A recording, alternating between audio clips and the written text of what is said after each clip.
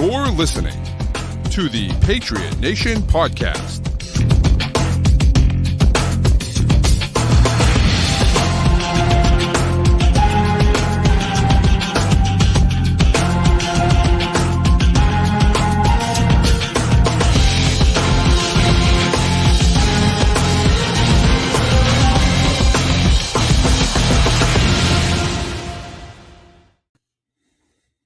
All right, welcome to another edition of the Patriot Nation podcast. Your boy Pat Lane, as always, here with my guy Matt St. Jean. And as always, this episode is brought to you by FanDuel, the official wagering partner of CLNS Media. You got to go to FanDuel.com/Boston to sign up today. Matt, it is Dolphins week, which is exciting. But I think the most exciting part of it is that we're coming off of a win against the Bills. And, you know, we had talked about going into this week, going into these 2 weeks, that we really had no chance to win either of these games. The Patriots have already won one of them. And so as improbable as a win against the Dolphins may seem, it's at least possible. I didn't think they were going to win last week. And so, you know, you never know. It's got a little bit more juice than it did a week ago. Right now, the whole feeling in New England, in that locker room. And you're going against a Miami team that you played close the first time, that is very banged up right now, injured, worse than the Patriots. They're in bad shape over there in Miami, which we're going to have to get into during this. And the Patriots have a chance to kind of rectify the two bad losses that we saw.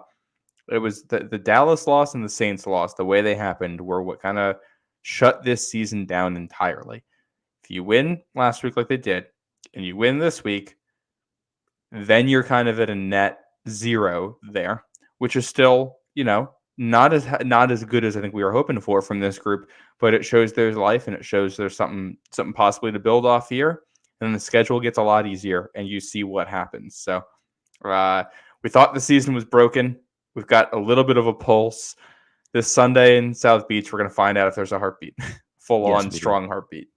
Yep, and I think you're totally right. And that's, you know, look, I mean, and Dr. Google was asking about Tyreek being banged up. Like, I think you mentioned it. They're banged up. Like, Raheem Mostert didn't practice today. Tyreek Hill didn't practice today. They just put Isaiah Wynn on IR. So there's all these injuries that they're dealing with. And the Patriots are healthier than they've been in a while. Now, again, they still have a ton of guys injured, but they're healthier than they've been in a while. This guy over here, over my left shoulder, Troy Brown, kind of unofficially announced that Marcus Jones was out for the season. I had heard some kind of rumblings about that, was hoping it wasn't true, but it does seem that he is done for the year. Ironically enough, with the exact same injury that Christian Gonzalez has too. So both of those guys out with torn labrums for the year. And so, you know, they're certainly not healthy, but they're healthier, right? They got both of their starting guards are healthy, and on when who played, of course, played tackle last week, and then, you know, and John Jones is back, and Jack Jones is back, and so, you know, they're trending in the right direction. The Patriots are, whereas Miami seems to be going the other way, health wise at least. You know, you cut out for a sec there, but yeah. Oh, did I? Sorry. I think that was on my end, but. Yeah, should we get into this Dolphins injury report real quick? Yeah, let's do it. So I think the headline here, which we didn't think was going to be the headline as of this morning, was Tyreek Hill out of practice today, hip injury going on there. Mm-hmm. And that's the number one player on this entire Miami roster. This is the guy who makes the offense work. Yeah, Mike McDaniel, not taking credit away from him for what he does as a play caller leading this. Hill's the engine that makes this offense go when they're actually on the field. A guy who I think, if the Dolphins keep it up, should probably be in the MVP race just for the impact he has. And if he can't go, that changes the dynamic entirely. Jalen Waddle missed parts of the game Sunday night with he had some stuff going on. Back injury, yeah. Be back, yeah, which he practiced, but I think he's expected to play, but he might be playing through some pain. Right. Then you go to the offensive line. Left tackle Teron Armstead is on injured reserve. Our old friend Isaiah Wynn, left guard, now he is on injured reserve. And I think Connor Williams, their center, has been out with a groin injury. We'll see if he plays this week. But offensively, Miami is really banged up. Achan, the running back who broke out against the Broncos, is on injured reserve. And then the defense, Xavier Howard's banged up. Jalen Ramsey is practicing, but we don't know if he's going to be ready to go this week. So there's opportunities here for New England. Yeah, 100%. And so it's going to be really interesting to kind of see if they can take advantage of that. And obviously, I think the biggest thing, obviously you don't have Christian Gonzalez, who you had last time you played them, but you do have Jonathan Jones, who you didn't have last time. So that obviously helps. And you didn't have Jack Jones either in that game too. So and JC, yeah. And JC Jackson too, right? So you have really a new look secondary. And the other part of it is that when you look at it, you think, okay, well, our defensive line, of course, you lose Matthew Judon, but the defensive line did a great job pressuring Josh Allen last week. And of course, the front seven with, blitzing and whatnot as well. But they did a great job pressuring Josh Allen last week. And if they can do the same thing to Tua, now Tua does a great job of getting the ball out quick. But even still, if you can do that to Tua, that changes things as well. And so, with some guys banged up front, that's a big deal for the Patriots. And so you can win defensively in multiple different ways, which is great. By the way, before we continue, just a quick welcome into anyone that was watching the Celtics win their first game of the season in New York against the Knicks. Exciting game, I guess. Porzingis looks like the best player ever. Tatum's still incredible. Jaylen Brown, I'm already annoyed at, but it is what it is. And then I have on in the background when Wembanyama is making his NBA debut, and it is. I mean, they've lost their minds. People on ESPN are going nuts, and he looks pretty damn good. And the Spurs are Spurs have a huge lead already on the Mavericks. He is wild. I wonder what position would he play in the NFL? Probably put him. I mean, he's fast. Put him somewhere in the defensive backfield and just let him fly around and bat down passes. No, dude, you just put him at like tight end or something like that. How are you going to stop that guy in the goal line? Seriously, how are you going to stop? How are you ever going to? And maybe you put him at corner, and you put him at wide receiver, and it's like, all right, once we get into the red zone, you're not going to complete a pass. And you're not going to stop us. We're just going to complete every pass to you. We'll throw it 15 feet in the air, and what are you going to do? He's going to play 40 snaps a game, and they're all going to come in the red zone, offense and defense. Oh, goodness. I would love it. But no, this Miami offense, too. If Tyreek Hill can't go and Jalen Waddle's banged up, next guy's up. I mean, it's River Craycraft, who was just designated to return, he gave New England's backup corners some issues, but that was Sean Wade and Miles Bryant playing the full game at outside corner last time, or the second half at outside corner last time, and having some issues there. It's going to be better players out there, and if River Craycraft is your wide receiver too, Chase Claypool might be getting some real time in this one. And if you can take away Tua's number one option and make him hesitate on it, yep. You're gonna be able to do some stuff, and the line's banged up. Put Christian Barmore right over that left guard who's in there replacing Isaiah Wynn, and let him go to work. I think you do that. You shut down the top option, and you can really, really make it life difficult for this Miami passing attack. The question is, I think, the running game for them, because that's how they've been able to make a lot of this work too. Oh, for sure. But then, as you mentioned, A-Chain is out, or A-Chain, or however you want. I think it's A-Chain. It's more fun to say A-Chain, so that's what I'm saying. Yeah. And Mostert missed practice today. So listen, we've done all this hand-wringing, we've done all this talking, and I think Mostert's more than likely going to play, and I think Tyreek Hill's more than likely going to play. So, we talk about all of this stuff, but at the end of the day, I'm like, well, those guys are probably going to play anyways. Maybe they didn't practice on Wednesday. They're going to figure it out, right? And they said, well, it's more of a, it didn't sound good, right? When Tua was talking about Tyreek today, it didn't sound good, right? It sounded like, hey, whenever he's out there, we'll be ready for him. And it's like, well, that doesn't sound great. And so, again, that doesn't mean that maybe he's just talking about today he's not playing and he'll be available tomorrow. But it just sounded weird when he said that today. And, of course, Mostert missed practice too. And Mostert's a guy who just in his career is just consistently injured. And so – of course, you look at that and say, well, this could be a situation where both of those guys miss time. And if that's the case, it's a big, it's a big boost to the Patriots. I don't know if that's necessarily going to happen. Yeah. Well, and I think, you're hoping that you get the injury luck here if you're New England. You got real rough injury luck in the first meeting. And if it's flipped here, and if these guys are out from Miami, you got to find a way to take advantage. If you can't beat a Miami team that is hypothetically down Tyreek Hill, the entire left side of the offensive line, and the top running back, you're not going to win many games. Yeah, and I know the Patriots are banged up. Again, it's football. Miami's more banged up. This is the game where you're supposed to take advantage of that.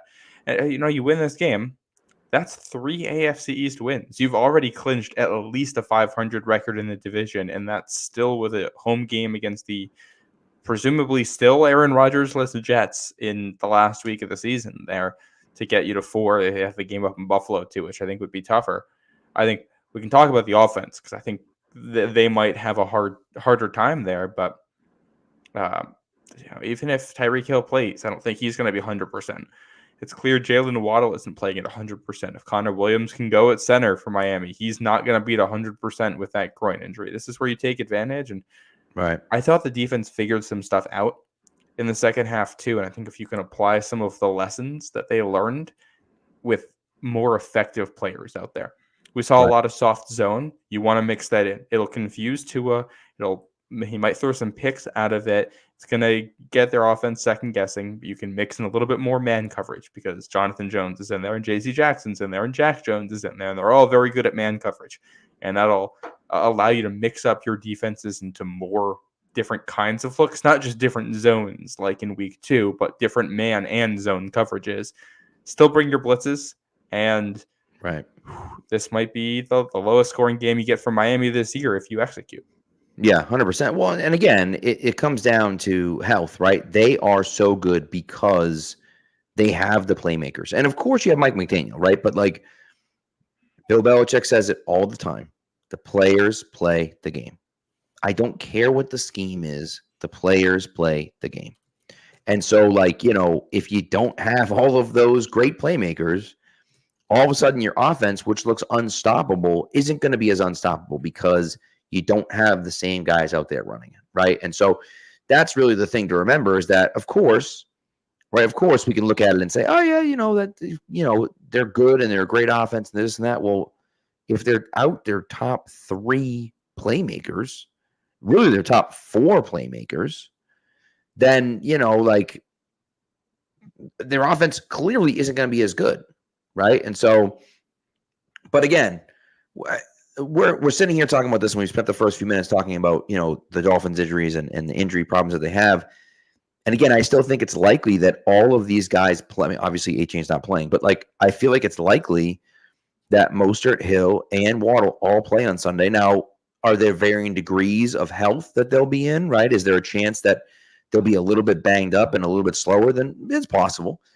But at this point on Wednesday night at 10 o'clock Eastern, I'm not concerned about them playing on Sunday. I feel pretty confident that they're all going to play on Sunday. And then, we'll see where it goes from there.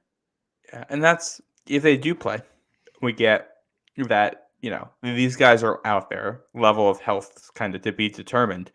I still like this matchup for New England because we already know the left tackle and left guard are out. I think the Patriots should be able to have their way with this offensive line Miami's putting out there. It's not a great unit. Christian Barmore has looked electric the last couple of weeks. He'll be a big part. Josh Uche back at practice today just gives you another edge guy you can put in the rotation.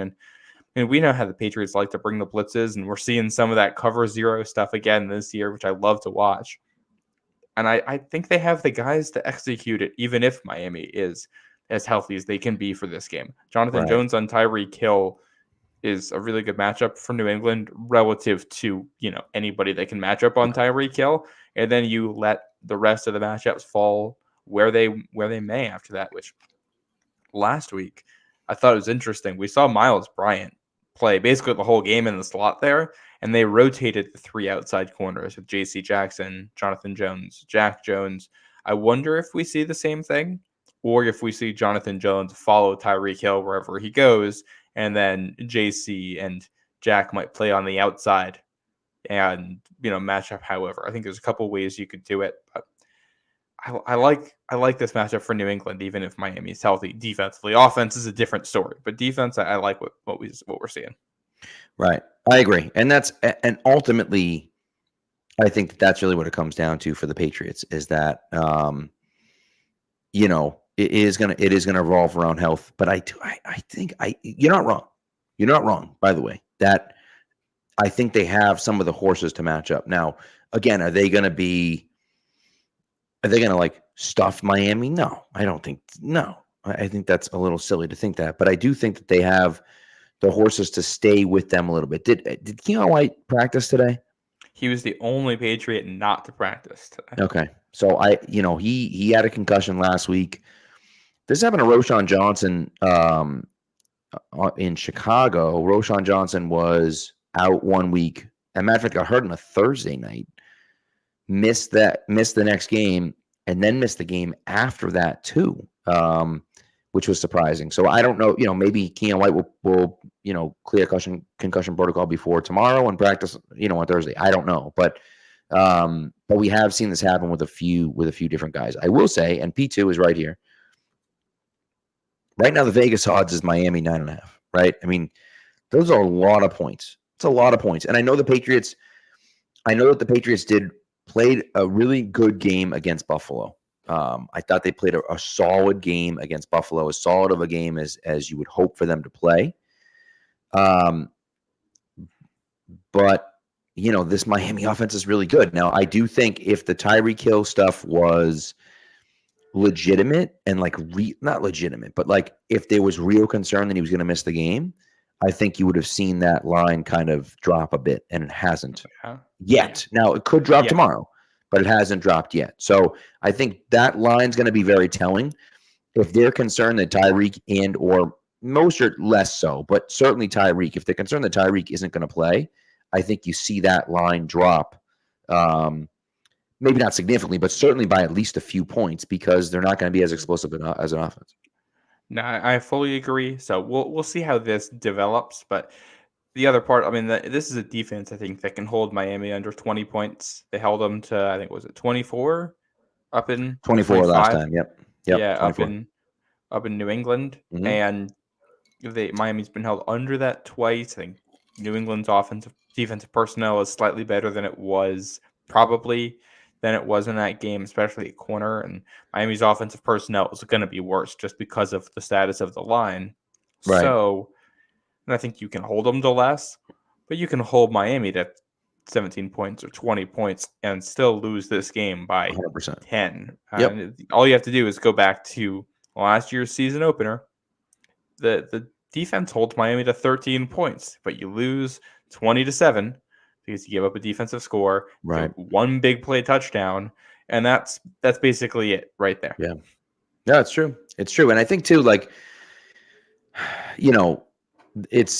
the frustrating part about this is that we can talk all about the Patriots defense and how the Patriots defense is playing against Miami and so on and so forth. And by the way, I'd push back on that and say that the Patriots defense is not better than it was in week 2, because in my opinion, you lost your two best defensive players in Matthew Judon and Christian Gonzalez. So I know you have John Jones and Jack Jones back. You have J.C. Jackson on the team, who wasn't there, of course. And I think that we've seen some guys in the front seven come into their own, right? Anthony Jennings, who was a healthy scratch the first 2 games of the season, has looked really, really good on the edge. And so I think that that's a good thing. But it doesn't replace Matthew Judon and Christian Gonzalez, right? So I think you could say that the Patriots defense is close to what it was, but I think it's tough to make the argument that they're better than they were in week 2 without those 2 studs, Well, in that, I mean, week 2 also involved guys getting hurt during the games. They're probably worse than they were at the start of the game, better than they were by the end of the game. It's tough to... Fair enough. Yeah, and that was kind of one of the issues. But they also held Miami to 7 points in the second half with that weakened secondary out there, which, I mean, I think it goes to show that sometimes it's not all on defense. It's not always about how good your individual players are. It's about how they play as a unit, especially against an offense like Miami's. It's based on timing. It's based on quickness. It's based on misdirection. If you have guys that play as a unit and guys that are able to execute their assignments well and it's called correctly, you can have some pretty mediocre players out there and cause some havoc because a lot of the work comes in practice. It comes with the scouting. It comes with the tendencies. It comes with being able to know what Miami wants to do and get in like the passing lanes. Like you don't have to be as fast as Tyreek Hill to sit underneath him on a hitch if that's where they want the ball to go, or on a slant or whatever. You have to just be in that spot. Right, 100%. You know, and a great example of this is the touchdown that he scored last week, right? Like Philadelphia double teamed him. They bracket coveraged him, and the safety just fell asleep instead of staying deep because, like, it's Tyreek Hill. He's really fast. So, like, you have over-the-top coverage. The only thing you can't do is get beat deep. And Tyreek Hill just ran right by him because he allowed it to happen. He allowed him to gain ground on him. And, you know, he didn't get back far enough. You got to get way back before that ball is snapped if you're going to bracket coverage him like that. So, you know, that just becomes one of those things where it's like, hey, we know a lot of guys can't run with Tyreek Hill. Almost no one in the league can run with Tyreek Hill stride for stride. But you have to use, you know, math, right? You have to use geometry to your benefit, right? Use the angles and try to figure out pursuit angles and try to figure out, okay, I'm going to give him extra space, right? So that I can go from there. So those are the things that have to happen. So, you know, it's being smart and not making stupid mistakes like that. And then the flip side of it too, it's not just the coverage. It's can you play the coverage just well enough that Tua hitches for a second, which allows the pressure to get there a little bit, and Tua still gets the throw off, but he can't fit it into the window that is there to Tyreek, but small. Right. Which is something we saw all game last week. You go through the tape, and it's actually really funny. The Bills had open wide receivers all over the field on a lot of those plays, but it was the coverage and the pass rush working together where, all right, Josh Allen can't get it where he wants the ball to go because he's got a guy bearing down on him. Or he has to make a throw while under pressure and he just misses it. You're basically betting on a guy having to make an off-platform throw or throw on the run or throw with a guy in his face into a smaller window. And sometimes they hit it. And, you know, you tip your cap and you move on to the next play. But you're betting that if you give them 8 opportunities in a game, they miss 6 of them, and maybe one of them turned into a pick. Right.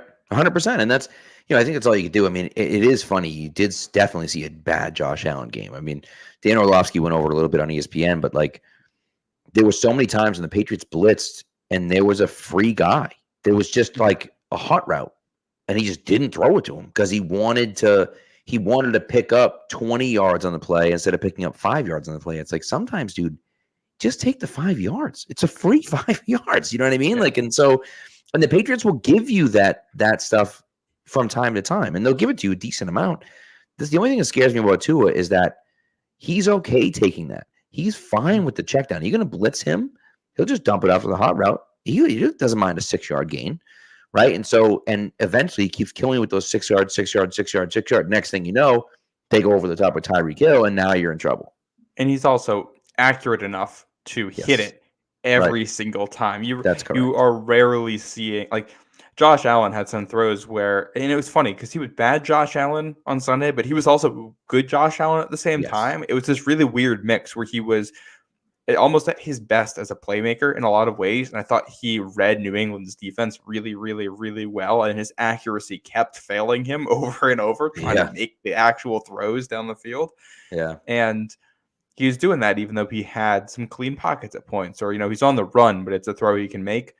Tua, if he's in the pocket and his feet are there, he's almost never missing the throw, which means if you want him to miss a throw, you gotta hit him, you gotta disrupt the pocket. He can run on you. He's not immobile or anything, but you want to get that interior pressure. I think Barmore is going to be a huge, huge part of the game plan here for New England. You know, get the edge rushers to contain a little bit, get Barmore and whoever on the inside to push as hard as they can and collapse that pocket. And, you know, make life miserable for Tua.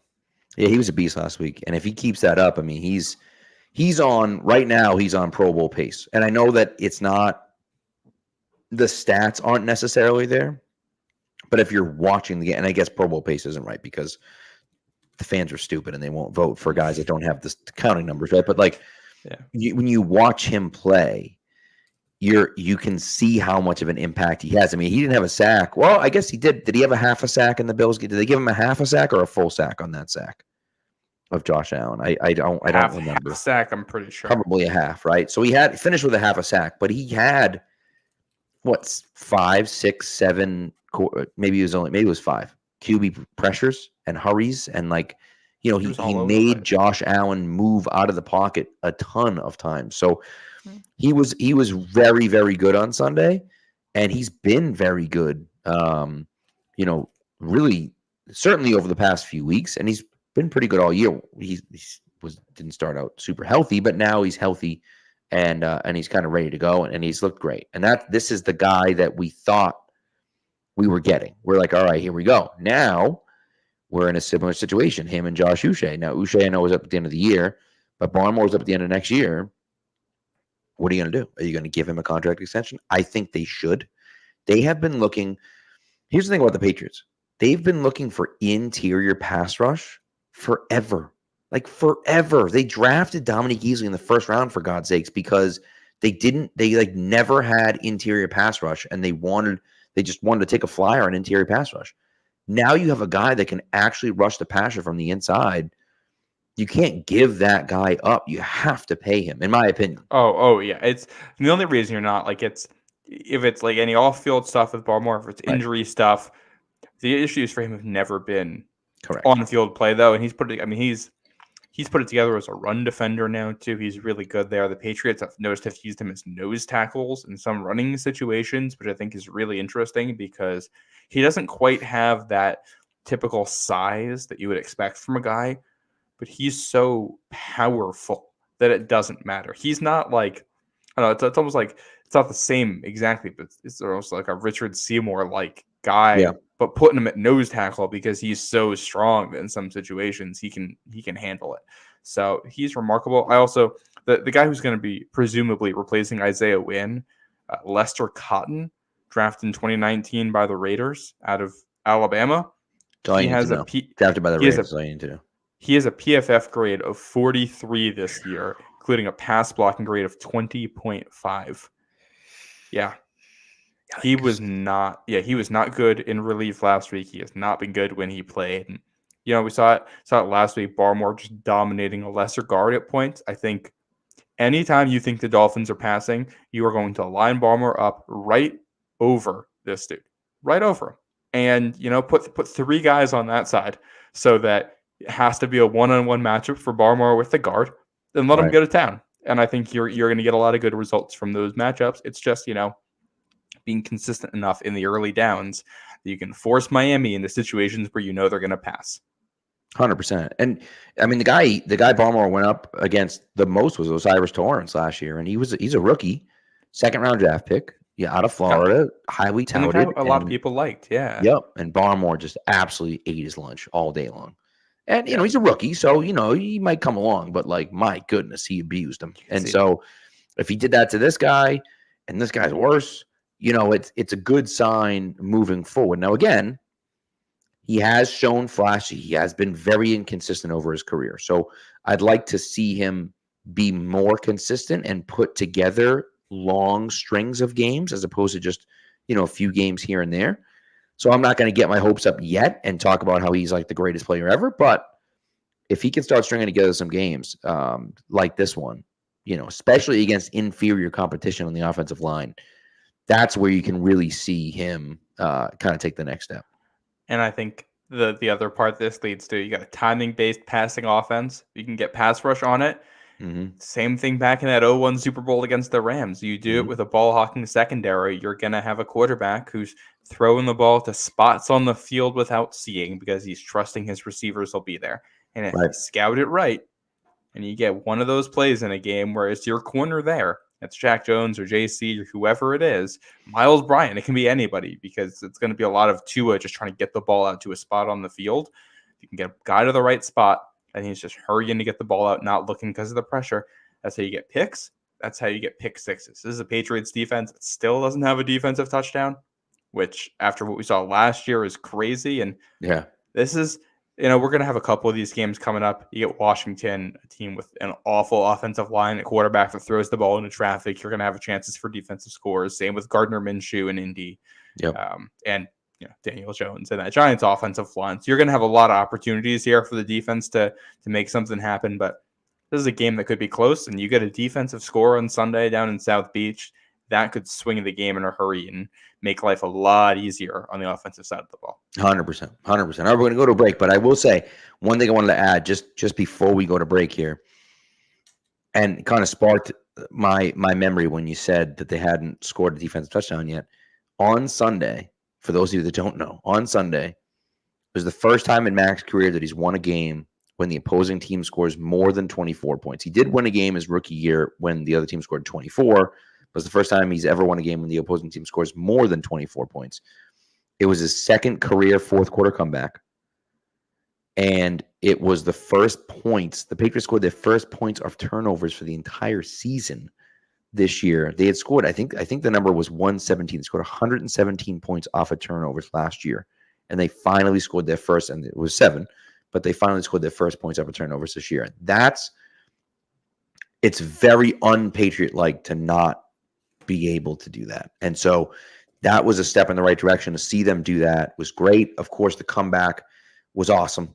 But it's getting on the right track. It's scoring points off of turnovers, forcing bad plays, and then capitalizing when those bad plays happen. So, and there's some luck involved, obviously, too, but you have to make the plays when they're there. Sometimes just knocking the ball away, it's great. But flip field position as well and make that interception. So, you get Mr. INT out there, you get Jack Jones, who's a ball hawk, back out there. And so I think you're going to see more interceptions. Peppers and Duggar too, also playmakers. Yep. We haven't seen Duggar get one of those plays yet. He's another guy who, in certain situations, likes to lurk. Up and down year. I feel like he's had an up and down year this year. I love Duggar, and I'm all in on keeping him, but he is way more inconsistent from snap to snap than I think you would expect if you just watch the highlights. He's not bad. He's a good player, but he doesn't. He's not like Rodney. He doesn't have a Rodney Harrison motor out there. Right. That's for sure. It's a high bar. But then again, I was going to say, not many guys. No, very few do. So, but all right, let's go. Let's hit a break, and then we'll come back and we'll kind of get into a little bit more specifics of the Miami game, and we'll go from there. Snap into the action this NFL season with FanDuel, America's #1 sportsbook. Right now, new customers get $200 in bonus bets guaranteed when you place a $5 bet. That's $200 in bonus bets, win or lose. If you've been thinking about joining FanDuel, there's no better time to get in on the action. The app is so easy to use. There's a wide range of betting options, including spreads, player props, over-unders, and more. So visit FanDuel.com/Boston and kick off the NFL season. FanDuel, official partner of the NFL. Ages 21 and up and present, Massachusetts. Hope is here. First online real money wager only. $10 first deposit required. Bonus issued as non-withdrawable bonus bets that expire 7 days after receipt. Restrictions apply. See terms at sportsbook.fanduel.com. Gamblinghelplinema.org or call 800-327-5050 for 24/7 support. Play it smart from the start. GameSenseMA.com or call 1-800-GAM-1234.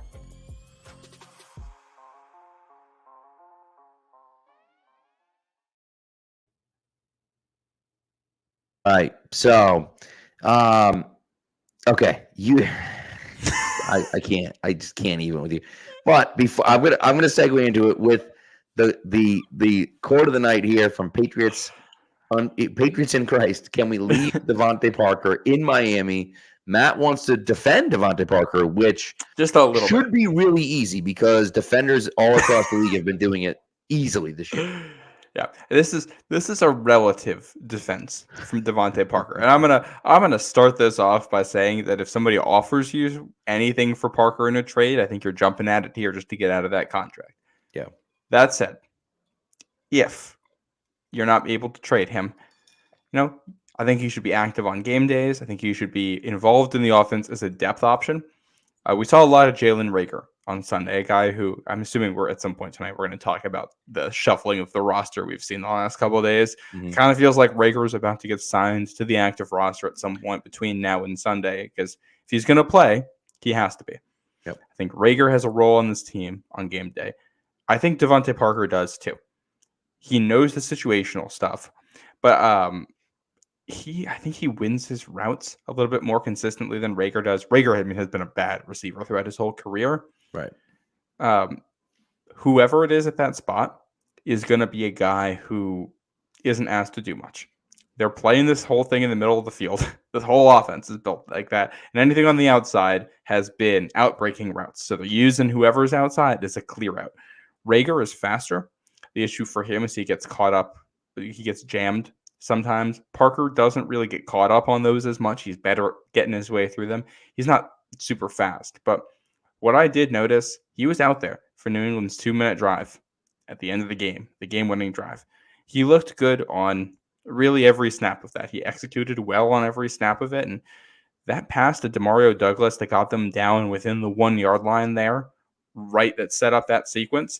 This wasn't like a bad read by Mac or anything, but Devante Parker was actually wide open in the end zone on the backside of the play with what they were doing.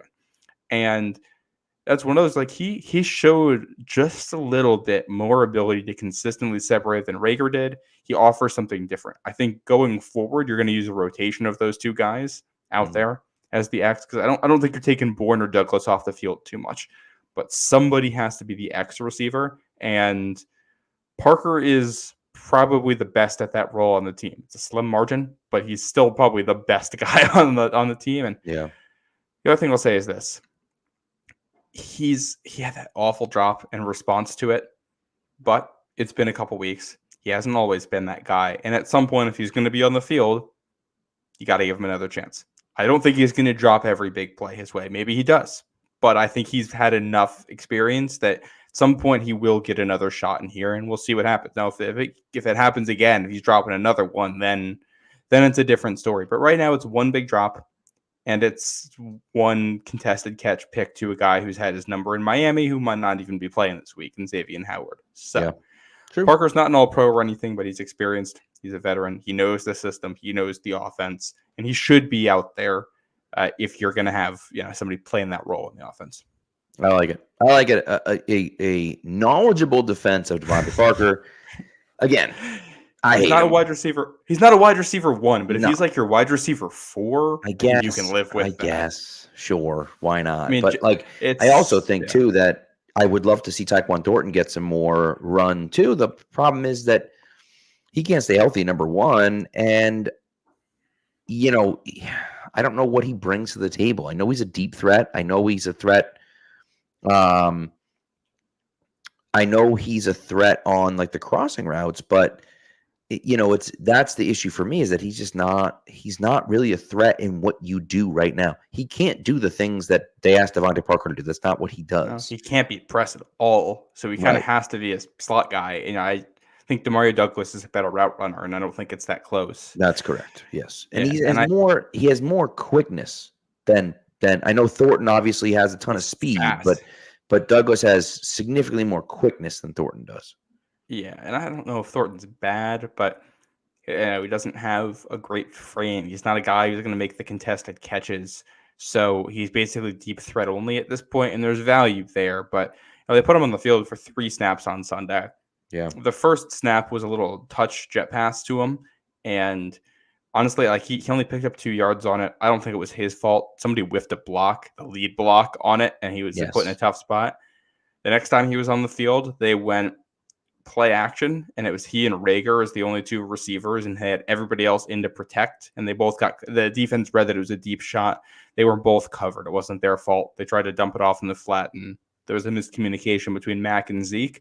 And then the third play was a catch by Demario Douglas in the fourth quarter that brought them in before the Kendrick Bourne touchdown that got him up to 22 points there. Mm-hmm. They actually ran Haas wide juke, and they had Thornton as the seam route on the other opposite of Douglas. And he cleared out. He wasn't going to be open on it because he was capped by the safety in that area of the field, and it's not really his fault, but he's not going to make a contested catch on it, so he's never going to get the ball thrown to him there. Right. I think the warning signs started to go off for me today, really, when you see him at practice and they're mixing him in on special teams, a guy who's never played special teams, because that screams like they don't think this guy is good enough to be active on game days as a receiver alone. So he needs to be active on special teams. That's usually followed up by this guy isn't good enough to be active on game day, and that's usually followed up by this guy's off the roster Right. over however many weeks or months. So Yeah, which is not good. And again, I'm going to keep saying it. It's not fair to him, but like George Pickens gets taken 2 picks later. Right. And if anyone that watched that live stream at pick 29, I was screaming, please, for the love of God, take George Pickens. And they took Cole Strange. And then, of course, they trade up ahead of George Pickens to take Tyquan Thornton, which made 0 sense to me at the time. Still makes no sense to me. And what's funny is that, they take Tyquan at 50. 52 is George Pickens. 53 is Alec Pierce. And 54 is Sky Moore. Now, I think Sky Moore stinks.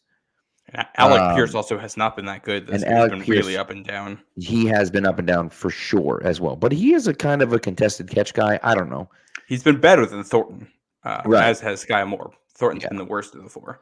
Yeah, true. But Sky Moore isn't good. I mean, I think you see what Rashee Rice does in Kansas City, and he's already passed Sky Moore on the depth chart. He's already significantly better than he is.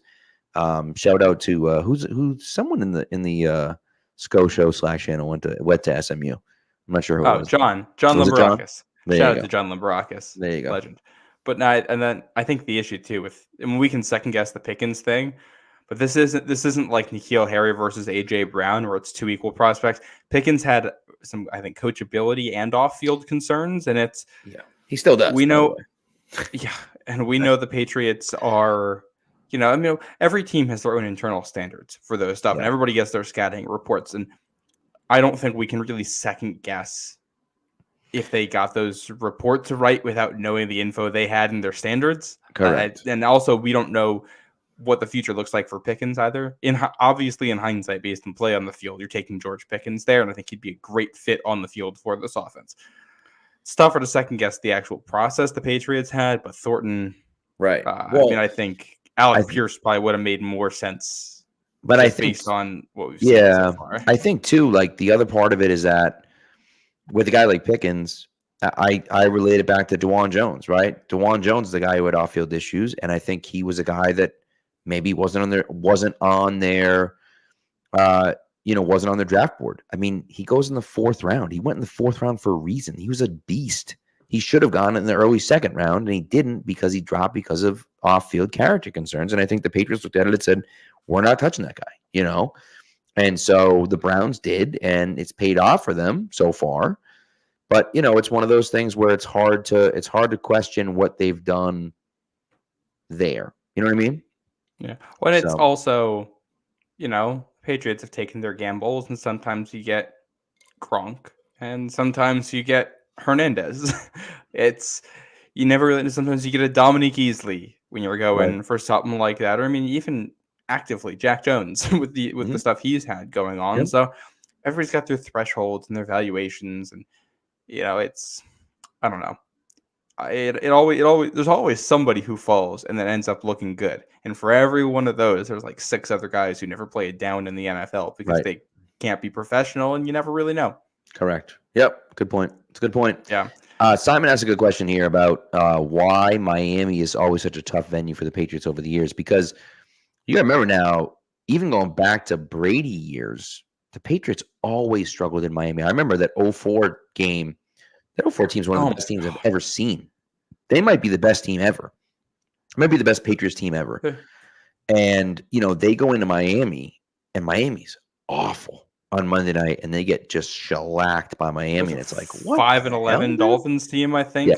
Late in the season, you blow an 11-point lead with 4 minutes left. It was bad. It was real. Something like that. Brady was on the cover of Sports Illustrated, like throwing the ball behind his head or something like that. Like just bad stuff. Yeah, and the only other loss that team had was one on the road at Pittsburgh in a game without Corey Dillon. Right. So, just weird stuff. As to why they're bad there, I think the heat is a big factor in this. I also think they've had good coaches go through there at different points. Like we saw Nick Saban was there and he got Belichick a couple times, and they had the Wildcat, which, that happened in New England, but that's the coaching staff that got him on that one. Right. And they've had a lot of good defensive players in there. Cam Wake was the guy who gave the Patriots offensive line fits for a while and just made all the games between the teams tough. Zach Thomas is a linebacker. Even Xavier Howard, you go back to some of the later Brady years. He was a guy who I remember giving the Patriots some fits there with his press coverage. So I think they've had a knack for having players that are very physical and and got to Brady in particular. And then you combine that with heat, and some of these games are early in the season. How many times did they play him in the first month of the season? And it seems like it. And it's super hot down there and stuff. Yeah. And you also got some of those random games where it's December and you're going down there and it's still 85 degrees and you're going from practicing in a 35-degree weather to playing in 85-degree weather 2 days later, which is in some ways it's almost harder than playing down there in September. So yeah, the weather is part of it. And I don't know, bad luck. The Bills, I don't know. I think the Dolphins have consistently been the second best team in the division over the last 20 years. Yeah. Probably. And the Patriots are going to lose some division games, so makes sense that those are going to be the ones they lose. True. That's a good point. And I think, there's all sorts of different reasons for it, but I think that's one of them. And Dick mentions the women down in Miami too, which is a possibility, I suppose. But you never know, right? But it does seem like it looks as though Jalen Ramsey might play as well, as Mitch just pointed out, that Jalen Ramsey might be playing on Sunday for Miami. And we don't. He's practicing with them. The original timeline they'd given, I think Miami has a bye after this one, and then they go to Germany and they play there. I think the week before the Patriots do, or 2 weeks before the Patriots do, something like that. Yeah, the week before. Yeah. I believe the original timeline was to activate him and let him practice his whole allotment of practice, and then activate him for that trip to Germany. That's what they talked about being their plan. He might be ahead of schedule and might play this week. I think he's going to practice fully this week. Yes. But that does not mean he'll be for sure. Yeah. Ready supposedly, he's trying to convince the coaches and stuff that he'll be ready to play. So he might be, and he might not be. So we'll kind of see how that goes. But look, I think that it's going to be the Patriots have a chance now. Now, look, the other part of it is that before the Bills game, the Patriots looked awful for 3 straight weeks. They looked terrible. And really, if you want to include the Jets game, really 4 straight weeks offensively, they were a complete disaster. And so, does that team show up again, or does the team that played against the Bills show up? And I think that's really going to be the question, because say what you want about the Dolphins offense, and maybe all those guys are hurt, but it doesn't matter if you can't score points. It just doesn't matter if you can't score. And so, you mentioned last year, they scored 7 points down in Miami. Not going to get the job done, right? So, you have to be able to put some points on the board. I don't know if they're going to be able to. I hope that they can, but I don't know if they're going to be able to. Yeah, and I think it's interesting because, first of all, Miami, we talked about the injuries. I didn't mention Javon Holland in there at all, who has a concussion. And as we know, that pretty much means he's going to be out on Sunday. And he's been a guy who's given New England fits. He's a playmaker for that defense. He had a pick six. Did he have a pick six? He had a pick six in week 2, didn't he? Did he have the pick six? Did they have? I don't think they scored on defense in that game. Right? Or maybe he just intercepted Mac. Maybe Howard was the one who got the pick, I think. But Holland is all over the field. He's caused picks before, and he's the one who had hit Mac at one point and given him a real nice shot in one of the games. And he's a playmaker, and he's going to be out, so that helps. But it's funny, you watch the tape of this New England offense from Sunday, and in some ways they don't really look that much different than they had in the weeks before. The only difference is, that some of the plays that were going for 4 yards in previous weeks, they're getting to go for 20 or 30 because guys are executing just a little bit better. And Max still made his fair share of mistakes. One of them, he brings his eyes down on a blitz and just takes a sack. Well, they were still in field goal range, and you still get points out of it. So you minimize some of the damage. He threw a ball right to a defender at one point, which was a really good play by Teron Johnson. That was on that drive. This is right before Kendrick Bourne fumbled. Yep. They dropped it. And he had that play in there where he gets strip sacked. And there was a defensive penalty that negated it. So Mac still had a share of negative plays in there. And, you ended up with less disastrous results from them than we've seen in previous games. So can they, make sure that happens? Can his bad plays not be as bad? Can his good plays be slightly better? That's what we're going to have to see. And Right. I know there's been a lot of comments in here about what is it about the New England offense that looked so much better? And we kind of talked about this on Sunday, but it's the three positions we've been complaining about the whole time. They got healthy at all at once. Cole Strange comes back. He's solid at left guard. Michael Onwenu comes in. They put him at right tackle. Solid at it. No issues with him all game long. And City So at right guard better than Antonio Mafi. And then Demario Douglas, finally healthy. He starts. He's your starting slot guy for the whole game. And he looked really good. Yep. And just those three changes. And also, Pharaoh Brown, shout out to him. Like the difference between this game and the Raiders game in some ways is Mac makes that one really good throw to Parker and he drops it. He makes a really good contested throw to Pharaoh Brown in this game and Brown catches it. It's things like that. The guys around him stepping up. And I don't know if Pharaoh Brown's going to do it again. I don't know if the line was better. It still wasn't great. It was okay. Is okay going to get it done? Or is Miami going to be able to sit on the underneath stuff? They didn't throw a single deep shot last Sunday, and if they do that again, I think Miami's going to start jumping stuff, and that's where you worry about a pick six again. So, I agree with you on that. I mean, and that's the thing. Like, get healthy, and that's what they're doing, right? And you have Pop. I think Pop's there to stay. He's there to stay. Oh yeah, he should be there to stay. He's the most explosive playmaker that they have offensively. And so that's huge for them. And so let's get back to being competitive and let's go from there. Yeah. Right. And and I think a lot, like we're going to learn, all right, I'm not going to rain on the Demario Douglas parade here because I love Pop, but it's a very different thing to be good for a stretch early in your rookie year and to continue that because defenses start to figure out what you're good at and your tendencies and I like Douglas a lot, and I think he's the second best receiver in this offense behind Bourne. But what happens if Miami clues in on some stuff? Does he go from looking very good to just kind of good or average? Right. Or do they find something there? And that's what we're going to find out. And a Miami secondary that's also so banged up right now. Kader Kohu, who's been playing a ton for them, I think he missed the last game, and he's limited in practice. I think a lot of Holland's out. Howard is limited. Kohu is limited. Somebody else in that secondary is limited in practice. So they're going to be going through it a little bit too. And these receivers aren't great, but if they can be average, you got an opportunity to show you can do this 2 games in a row. Exactly. It's hard to buy into it definitely happening until we see it happen twice in a row. And I'm not. Right. It still looks like the same Mac Jones to me. I think he's been the same in most of the games this season. He's still scared of the offensive line. He's not a guy he's going to create a ton of big plays. It's the receivers who are going to make the big plays. They're going to have to do it again Sunday.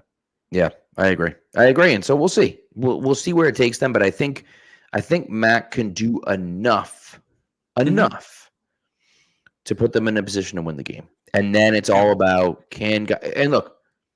They had that really nice end of the game drive, right, where they scored a touchdown. He made a really nice throw to Pop Douglas on third down, I believe, and then throws the touchdown pass to Hunter Henry, which is great. But it starts off with a long starts off with a long pass play to Ramondre Stevenson on a ball that was thrown behind the line of scrimmage, right? So, as nice of a drive that was, it's not like Mac was slicing and dicing the defense up and down the field. It was one big play to Ramondre Stevenson, a really nice third down throw to Pop Douglas, and then the touchdown pass on it. Well, of course, he had the pass to Pop as well. That ended up being called pass interference or whatever, right? But nevertheless, right? Yeah. It's not like he was slicing and dicing the defense out there. They had some plays by the wide receivers once they got open to make big plays. Yeah, Kendrick Bourne catch and run early on in the game. Yep. That was a big play. And, the Bills bring a pressure. The line picks it up enough. Max sees the field, steps up, and hits him. And it's short pass, goes for long yardage. You're going to need a lot of that. And the receivers are good enough to do it. You want to see it again. You want to see the line block like that again. You want to see Mac have that confidence again. Mac, when I say he's the same guy, I don't mean that he's been equally good or bad in all of these games either. it's similar process. It's similar feel in the pocket. It's similar throws to his receivers. He's not like crazy. It's not like he's becoming crazy inaccurate or crazy accurate in any of these games. He's making about the same level of throws in these games. It's just a level of comfort with the guys around him. And if he's comfortable and, they protect him for another game and it goes from 3 or 4 plays where he looks uncomfortable to 1 or 2, Right. and he's delivering the ball on time a little bit more, then you're going to see a lot more production out of it. Yep. And the other thing too, we saw them throw the ball short a ton last game. They can win doing that. Can they hit one over the top in this game now? Yeah. That'd be nice, wouldn't it? Oh my goodness, that'd be really nice. If Miami's down to safety here, I think they're looking for it. They're trying. It's not like they didn't try last week. They were just content to take the underneath stuff. And you don't want Mac to bite off more than he can chew. I thought he did a really good job of dumping it off to the open guy quickly and letting him make a play. I think that was a good way of minimizing some of the mistakes we saw from him. Yeah.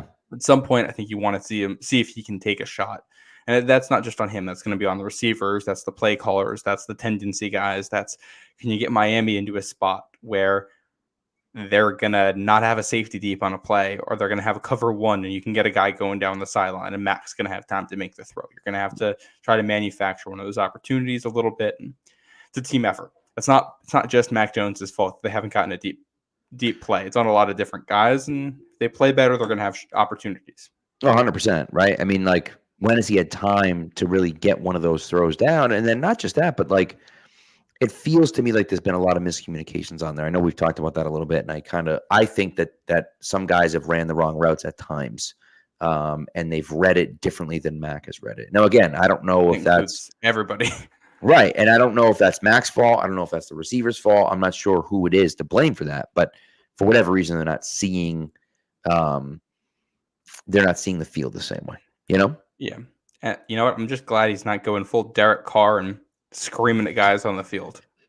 That was, I'm going to tell you, at least when Mac is yelling at guys, it's typically when he's giving them chances and they're not making plays or guys are making dumb mistakes. Yeah. You got Derek Carr yelling at a guy who ran the correct rep on a play after he threw a pass out of bounds. So we lost 34-0 to that team. I mean, it's wild, just horrifying that we lost so badly to that team. Well, this is football. Any given Sunday for a reason. Right. The game is so situational. It's so tendency dependent, and 1 or 2 plays can flip the entire thing. Yep. And it's funny that we talk about that Saints game a lot, and they're like the feeling after it all comes down to the pick 6 and the way everything collapsed after that. The thing is, what we don't mention is that the Patriots, again, kind of had some decent moments there, and they hit that big deep shot to Demario Douglas and got into the red zone, and he gets concussed. Yeah. And you missed the field goal right after, and that kind of is what finally takes all the wind out of your sails, because you lose the one guy. And Patriots receiving core is not deep.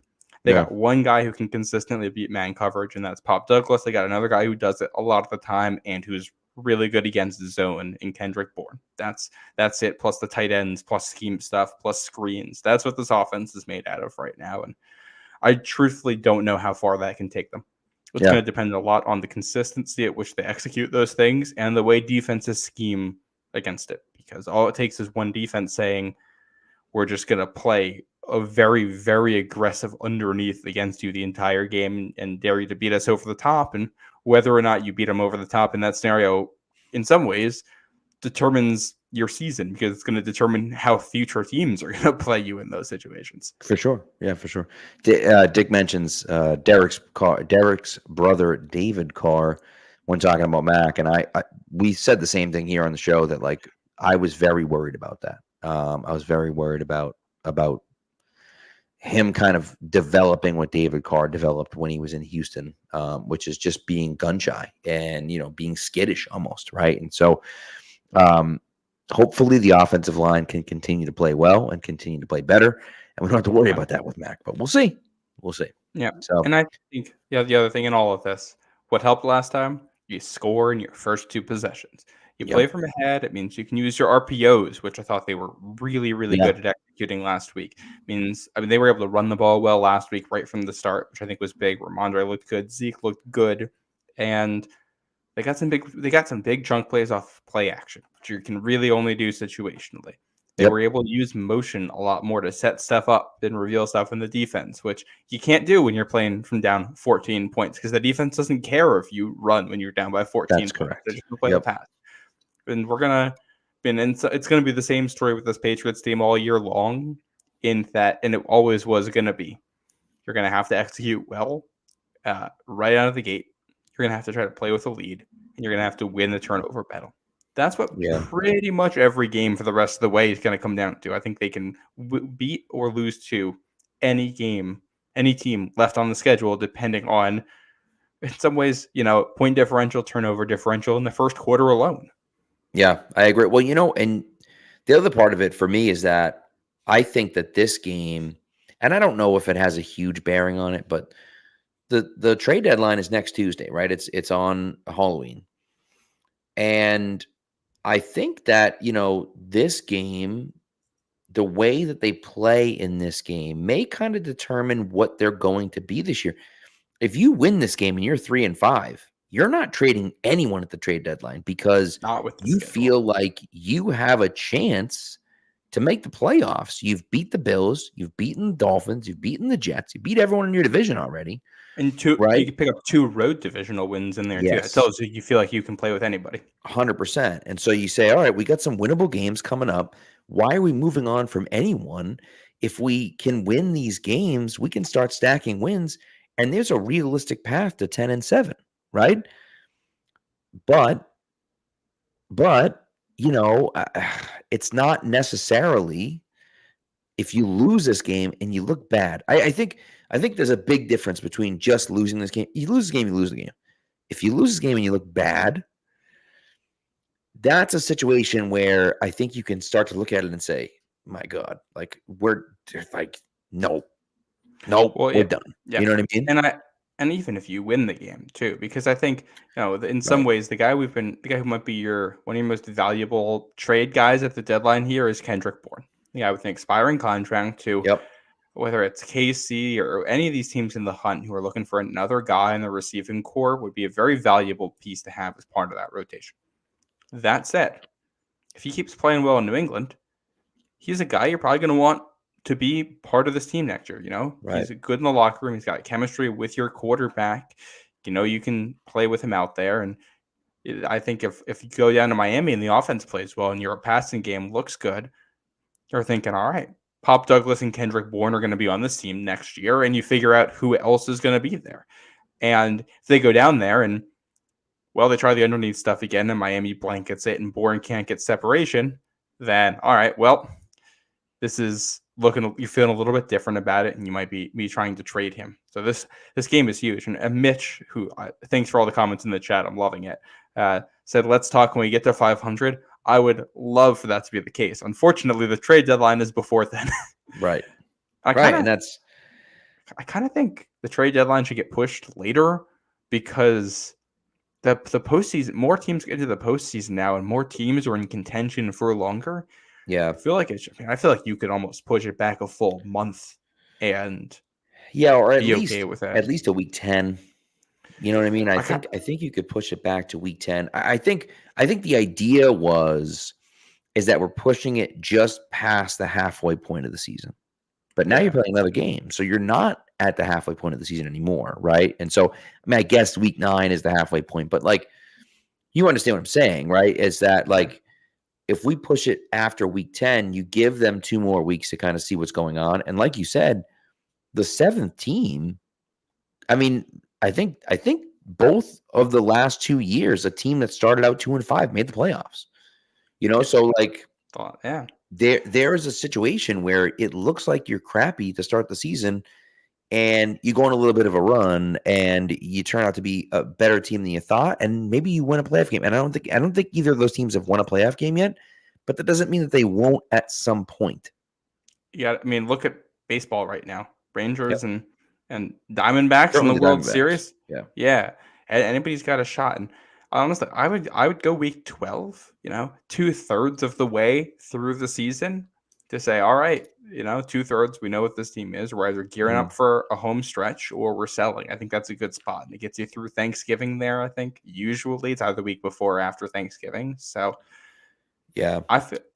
I feel like it's a good spot for it to be. I don't know. I like it because it's a more active trade deadline. If that's where it was, the Patriots would know very well where they are. It almost gives you all of November to make moves. Well, the thing that I wonder is that do NFL teams want it that late? Do they feel like they need the 7 or 8 weeks to get the guy really going and understanding the offense or defense, depending on what they're talking about, or on what side they're playing?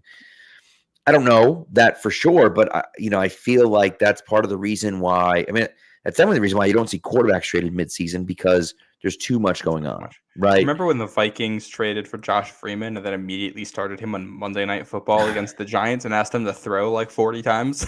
Well, how about Baker Mayfield last year for the Rams? Who killed it?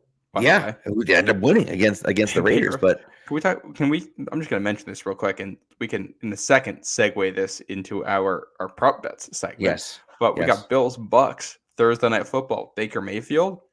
Pretty interesting. The Bucks have looked competent this year, and I don't know exactly what Baker Mayfield's contract status is. I think he's a free agent after this year, and depending on what the Patriots are doing and where you're at with the coaches and where you're at with Mac Jones and everything, he's playing well enough that he looks like he's going to get a decent shot somewhere. I have to think the Bucks are going to draft a quarterback, so he might be looking for a new home again here. And we know that Belichick liked him coming out too. That was something we heard. There were definitely reports about that. Yeah. So he's a guy, if you're looking for even a veteran presence to just have in the locker room, he's a guy I could see being in New England. Baker signed a 1-year, $4 million contract this year with Tampa. Just outrageously small. He'll get a little bit more money than that after the season. Yes, you would think. So yeah, he's looked decent. Yeah, it's interesting. So, all right, let's segue that into the prop bets. I did have one more thing to say before we do that. This has already died down, but just to vent about this for a second. Yes. The Patriots win a game on Sunday, and it takes us until Tuesday to start complaining again. Yeah. The big story on Tuesday is that the team waived the 4th string quarterback and 8th string wide receiver and sent him back to the practice squad. It's just, based on the media coverage of that, it feels like many are asking to be miserable. I like Malik Cunningham as a developmental guy, but he's an undrafted free agent who had one good drive as a quarterback and no catches as a receiver in the preseason, who played 3 snaps in the game against the Raiders, didn't do anything. His lone snap there at quarterback on the read option early, he made the wrong play. This guy already passed through waivers. It's a lot of shuffling at the bottom of the roster, and I didn't understand why that story got as much attention as it did. Well, I guess the real question was, why did he get signed to the active roster in the first place? They already had 2 practice squad elevations they were using for that game. You can only have 2. Yeah. And if you want to do the whole emergency third quarterback thing, all the guys involved have to be on the roster. True. I felt like they gave him a shot. He came up. He didn't play that well. They need the roster spot for other guys now, and they send him back to the practice squad. I mean, people got very excited about Malik Cunningham in the preseason. Guys, he's not that good. I'm sorry, he's not that good. He's not. Listen, he can't catch the ball. He's not a wide receiver. That much I can tell you right now. Now, maybe something crazy will happen next year, and he'll develop into something next year. But right now, he is not a wide receiver. I mean this genuinely. He is no Trey Nixon. Right. And so he's not a wide receiver. And, I don't know. I don't know if it's, if he can turn into a quarterback. I think I love the thought of him playing quarterback because he is that new age type of quarterback. I don't know how well he reads a defense. I just don't know if he can do it. His first snap was a read option, which should be his bread and butter, and he made the wrong read on it. Right. So it's not a great sign. Now, again, it doesn't mean that he won't eventually turn into something down the road. But right now, nobody's interested in him right now. No one. And that showed by him passing through waivers and no one had any interest in signing him. And not just that. He went undrafted. Right. And then he passed through waivers, and he's been on the Patriots practice squad where anybody could have signed him off. Right. And then Well, he and played in people the are game like, and didn't look that good. well, and Yeah, that's you know the what? You know what? thing. If they waive him again and he gets claimed, then I guess it happens. But I don't think I'm worried about somebody claiming Malik Cunningham after all the stuff we've seen. Well, and not just that, but then it's like, well, they paid him so much money when he was coming out under. It's like, yeah, because they liked, his potential as an athlete, as potentially a quarterback, but also as an athlete and a guy that has elite athleticism. And I think you saw that in the preseason, but it's like he's just not ready for any of that stuff. So, it is kind of a silly conversation. They cut someone else too. Who did they cut? That people were flipping out about because they cut It someone was else. Trey Flowers, because Trey Trey Flowers Flowers. was, if he stayed on the roster, they would have had to either activate him or have him be done for the season with his injury status. He hit Right. right up to the buffer. So I think they're still shuffling things around, and we might not know what this roster is actually going to look like until Saturday or Sunday. We know how the Patriots are, but I'm going to guess we see Jalen Reagor signed to the active roster. You'd have to assume. And then probably Malik Cunningham backfills him on the practice squad, which I think that signing was already announced, even though there isn't a spot on the practice squad. Yes. He doesn't, well, which tells me that they probably are in the process of elevating Reagor and they just haven't officially done it yet. Either that, they're cutting somebody from the practice squad. That's make also room true. too. That's Yeah, also true. they're gonna shuffle that around. Yeah. And they might cut somebody for Trey Flowers. You might see somebody get IR'd. The guy I wonder about here too, Juju Smith-Schuster, still banged up in practice and didn't play last week. And I think it's kind of hard to make an argument for him to be on the field after what we saw last week. Yeah. I think Devante Parker is clearly better than him at this point. I don't really think that's a question based on what we've seen. Parker has actual athleticism left and can make guys miss when he's out there, and Juju doesn't have that. And he's a guy who I wonder if you can Foxborough flu him. If he's still banged up right now, can you put him on injured reserve and get that roster spot and figure out the rest later? Yeah, it's certainly possible. It's just tough. I mean, that one. The Fire Belichick crowd is loudest about that one, and I don't blame them because it was a really bad signing. But it is what it is. Man, so, all right, he has no agility left. No, God, it's bad. It's really bad. Yeah. So, all right, let's get into our prop bets. Look, before we do, Miami, it's going to be a good game. Again, I am looking for the same thing I was looking for going into this week against the Bills. Be competitive. Look like an actual football team. And look as though you belong on the field with the Dolphins. That doesn't mean you're going to win.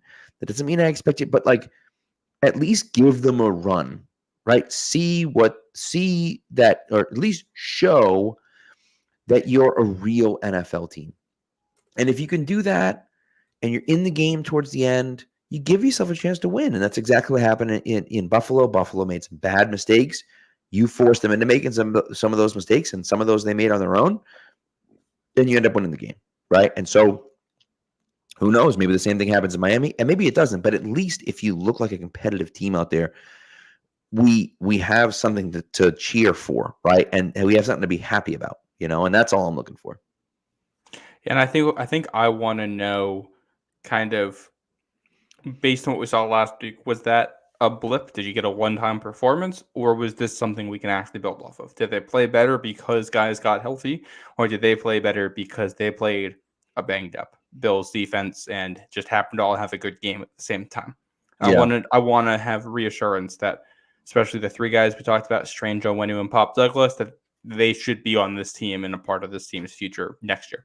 100%. And also, question for you: in the locker room after the game, I loved Peppers standing up there and talking. And then Matthew Slater, instead of breaking them down with the which they've been doing for years, he did Family on 3. And I thought that was interesting. I think the family thing, the thing has gone on for a long, long time, and I love it. But I also love the fact that I think there was a lot of discussion about that this week. And there was a lot of discussion about nobody believes in us. Everyone's counted us out. The only people we have is us. Fight for each other. Fight for your brothers out there. This is the family, all of that stuff. And to see it kind of come through I thought, and come to fruition, not only in a good game, but a win, I think was huge. And so, I liked it. I do kind of hope they bring the all back at some point, but I did like the fact that they kind of swerved a little bit and did that. And as Mitch said, maybe he's just a big Vin Diesel fan. I don't know. Well, and there's something about, it's Bill's 300th win, and it's against the Bills, and we're past the Tom Brady ceremony. It feels like we're kind of pushing into a new era with that. Silver pants back, and it's like, all right, it's a good time for a new tradition. And I also think if you're going to start a new tradition, having a guy like Slater who's been around for so long be the guy to usher it in. It's not like, all right, it's a new leader and we're just doing something new. Right. It's a guy who's familiar with the old, saying, hey, we're going to switch it up. Hopefully we get to find out on Sunday if this is a new thing or if that was just a one-game thing. But if you're doing something new, Slater being the guy to usher it in is the way to go. I agree. All right, let's get into the prop bets. For those of you that are new to the show, new to the program, we do have a prop bet competition going on this year. Matt and I are picking 2 prop bets on FanDuel, of course, per week. And we're keeping track of those prop bets, who wins and who loses. And the loser is going to have to run the Patriots conditioning test next summer. And it appears that I might be the one running the conditioning test. We'll see. But it appears that I might be, because I am just so terrible at this. I am currently 2-12. I went 0-2 again last week. Just brutal from me. Matt went 1-1 again. You did not hit on the Evan Ingram anytime touchdown, but you did hit the Dolphins Eagles under 51.5. I believe that game was 41 at halftime, and then there were 7 points scored in the entire second half. So a real nice dub by you there. Oh, that might have been the Chiefs I'm thinking of. I don't know. Doesn't matter. Either way, it was under 51.5. Real nice dub by you there. And so now you're 6-8, which you have a big lead over me. Take it. So we'll go from there. Now I haven't done anything yet, but I think towards the end of the season, maybe once we pass the midway point of the season, we're going to add a little wrinkle in there. We've talked about it a little bit. I think we're going to add the little wrinkle. It was your idea. I think it's a great idea. If you can tease whatever the prop bet is, if you can get the plus sign high enough, it can be worth 1.5 or even 2 points. I think on the win scale. I think what we should do with this is pick one bet that's minus and one bet that's plus, and we can have a threshold plus 150, plus 200, something right. Like that. One easy bet, one hard bet, and the hard bet could be worth a little bit more. Yeah, but I think the bet, to me, if it's going to be worth more, it's got to be at least like plus 300. Because I like it. You know what I mean? We could do, make it difficult. I like that. So do you want me to? Anyways, why don't you start with your first one? Yeah. All right. I know we're well over an hour here, so I'll go fast with mine. I'll just do both of mine right here. I got Bills Bucks Thursday night. I'm going to take the over. It's at 43 points right now, and then Titans Falcons on Sunday. The line's at 35.5 points. What? Give me the under. We got Will Levis playing in that one. Yeah, we got 2 teams that have just been, lots of grinded out defense, not great quarterback play.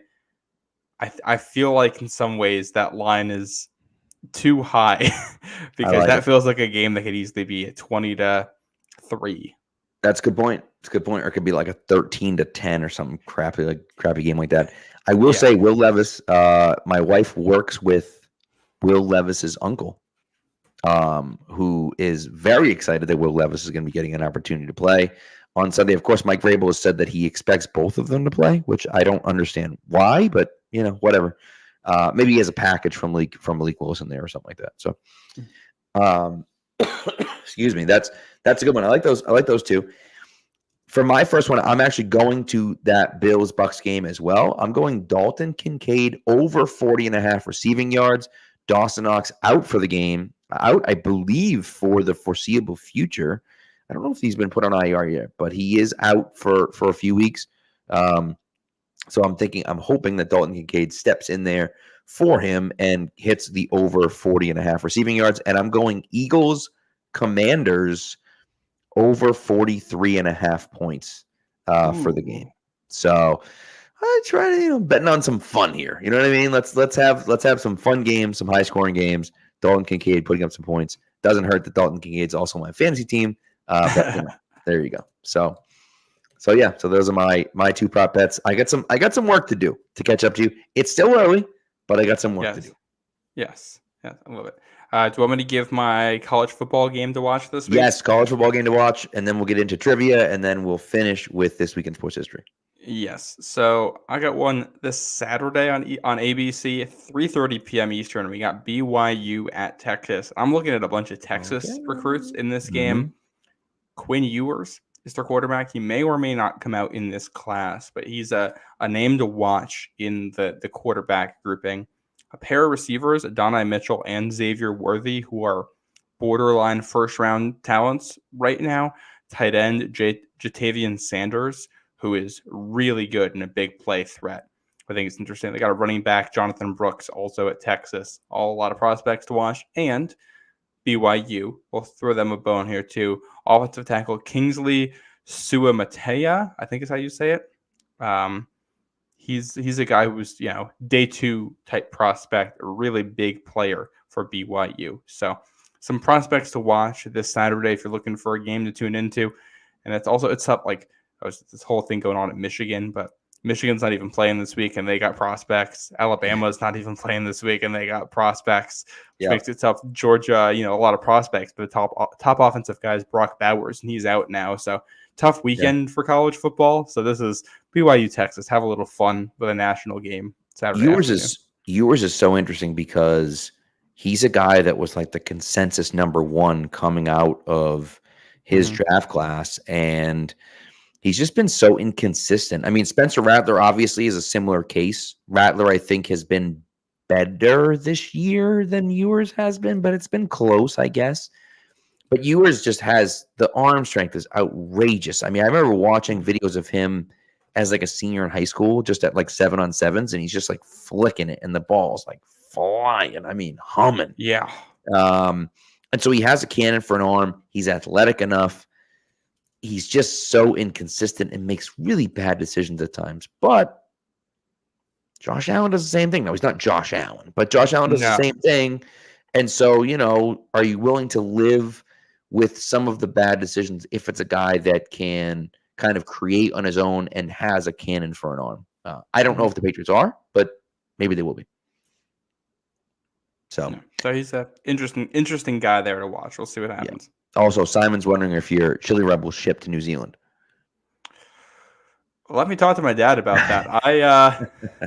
That is a great question. I don't know if my dad has priced in the international shipment. So let me ask him a question, and Simon, I will get back to you on that one. Maybe throw in just an international shipping charge. You know what I mean? A few extra bucks. Might be a little bit extra, but I can tell you the chili rub is absolutely fantastic. I like it. My dad used to make chili for our chili contest at my high school, and people would show up, come in, grab a bowl of my dad's chili, drop a vote in for my dad's chili, and then leave. I love it. So good. I'm excited to try it. I'm excited. Yeah. All right, you got your trivia question, and then we'll get to this week in sports history, and then we'll get the hell out of here. Yeah, we didn't get any answers for last week's question, which I think is kind of fair given the mental state we were all in. Yeah. Then. Things have changed. So the question was, who is the only – there's 3 90-yard passing plays in Patriots history, 2 where Brady is the quarterback. The third, Tony Eason was the quarterback, and a 90-yard touchdown pass to Craig James – Week 2 in Chicago, 1985. The only points the Patriots scored in that game. Oh, that's my dad in the chat saying perhaps special order. We have an answer for the chili rub. Tony Eason was the winner on that one. Nobody gets a prize. We're going to go a lot more recent. Craig James, how about? Sorry to cut you off. Craig James, whose offensive line coach, the line in front of him at the Pony Express, the coach of that offensive line, Dante Scarnecchia. How about that? Love it. Hall of Famer right there. Yep. Yep. Yeah. All right, we're gonna go more recent with this week's trivia question. You're gonna have to give 2 answers for this one, though. I like that. Which 2 Patriots had pick sixes in New England's win in Miami in 2019? It's the last win they had in that stadium. 2 guys had pick sixes. I know we've talked quite a bit about, I think, both of these guys this season. I'll let you know one of the 2 players is still playing in the NFL. The other one is not. He is retired. That's a good Yes. That's a good So we'll win see. right there. Yeah, I'll see if throw your answers in the chat, and we'll see who gets this one. You got to get both right in your comment for it. Should we go on to stay in sports history? Yes. Just a reminder for those of you that are answering. By the way, you can throw out more than one answer if you'd like.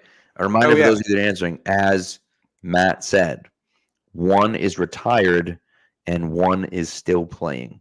So therefore, if both of the guys on your list are playing, right, can't be right. If both of you guys are retired, it also can't be right. So one's retired and one is playing. That's a good question. I like that one. So all right, let's go to our final segment. My favorite segment. Here we go. And now for something we think you'll really like. This week in sports history. All right, so I have 2. I have 2. Really oh, wait a second. Somebody hit the loop button. It wasn't, though. It wasn't hit. Oh, whatever. Doesn't matter. Yeah. I didn't think it was hit. Clearly it was. My first one is from today, which is October 25th, 1986. Game 6, Red Sox. No, I'm just kidding. I can't do it. Nope. Can't do it. No, cannot do it. Can't do it. Pat. Hey, listen, I didn't do it. Okay, I didn't do it. It wasn't my. I saw it. I'm like, I have to mention it. I can't really talk about it, but do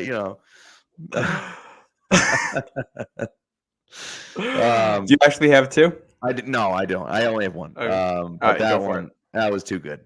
So my actual one though, October 26th, 1951. Future world heavyweight boxing champion Rocky Marciano defeats former champion Joe Louis by TKO in the 8th round at Madison Square Garden. Little Brockton, Massachusetts, Rocky Marciano. Same building where the Celtics just defeated the Knicks. Although right, baby. Not actually the same building, because Madison Square Garden has moved 3 times. So that was an older iteration of MSG. Right. Same building in name. Yeah, close enough. Yeah. Yeah. I got a fun one here. I'm actually a little surprised you didn't pick this one. On this day in 1964, Minnesota Vikings defensive end Jim Marshall had the wrong way run. Took a play 66 yards in the wrong direction for a safety. I remember reading about that in a book as a kid. They had some book that was like the greatest plays in sports history or something, and that was in there. So that's like the number 1 football blooper of all time. What a play. Yeah. So good. And he's Hall of Fame defensive end too. Yeah. And just completely lost his bearings. That's something I would do if you put me on a football field. Well, I mean, come on. I mean, and you're a defensive lineman. You're not used to having the ball in your hands. You're just running. And then at that point, you're like, the end zone? I got to run for the end zone. And no one's trying to stop me. Right. Oh, my goodness. That's hysterical. Yeah. I love it. That's a great one. Yeah. So, all right. Well, that's going to do it for us tonight. 90 minute show here. Look at that one. So a lot more to talk about when the Patriots win games than when they lose them. I'll tell you that much. That is quite true. Hopefully, we are talking about a win on Sunday. That'd be awfully nice. We'll see what happens. But anyways, that's what we got. Thank you so much for coming through, everyone. Appreciate the chat as always. Lots of good questions and comments as well. A lot of good guesses out there too on the trivia question too. So keep the guesses coming. And we'll announce the winner. Yeah, we'll announce the winner probably after the game on Sunday during our show. Yes, we'll announce the winner after the game, and then we're getting close to the halfway point here. I think the week of the bye week. So after the Wednesday after the Colts Germany game, I think is when we'll announce the winner for the first half of the season, and then we'll have our winner for the second half of the season as well. So giving away some pro shop prizes, got a lot of names in here eligible to win some prizes. Yep, So, I like it. a lot of Matt Minetto in here. Quite a few amount of numbers, but then what are you gonna do? So, but anyways, all right. Well, thanks, guys. We appreciate it, and we'll talk to you on Sunday after the Patriots play down in Miami.